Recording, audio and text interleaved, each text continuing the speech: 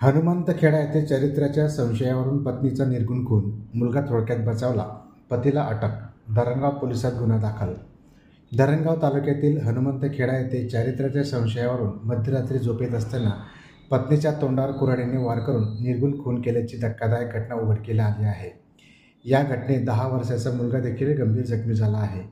या गुन्ह्यातील संशयित आरोपीला पोलिसांनी ताब्यात घेतले असून शुक्रवारी 28 मार्च रोजी पहाटे 3 वाजता धरणगाव पोलीस ठाण्यात गुन्हा दाखल करण्यात आला आहे. शीतल उर्फ आरती सोमनाथ सोनवणे, राहणार हनुमंतखेडा, तालुका धरणगाव असे मयत झालेल्या महिलेचे नाव आहे. धरणगाव तालुक्यातील हनुमंतखेडा येथे शीतल सोनवणे या महिला आपल्या पती सोमनाथ उर्फ सोन्या अशोक सोनवणे आणि 10 वर्षाचा मुलगा सिद्धू आणि मुलगी यांच्यासोबत वास्तव्याला होत्या. सोमनाथ हा चारित्र्याच्या संशयावरून नेहमी पत्नी शीतलसोबत वाद घालत होता. त्यामुळे त्यांचे नेहमी भांडण होत होते.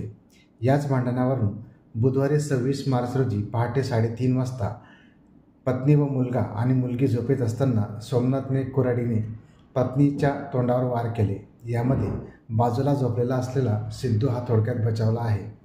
त्याच्या हातात जखम झाली आहे. तसंच गंभीर जखमी झालेल्या शीतल यांना जळगाव येथील खाजगी रुग्णालयात दाखल केले असता त्यांचा गुरुवारी 27 मार्च रोजी रात्री 8 वाजता उपचारादरम्यान मृत्यू झाला.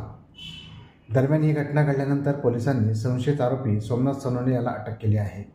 या संदर्भात मयत शीतल सोनवणे यांचा भाऊ भाऊसाहेब बावलाल पवार यांनी दिलेल्या फिर्यादीवरून शुक्रवारी 28 मार्च रोजी पहाटे 3 वाजता संशयित आरोपी सोमनाथ उर्फ सोन्या अशोक सोनवणे याच्या विरोधात धरणगाव पोलीस ठाण्यात गुन्हा दाखल करण्यात आला आहे.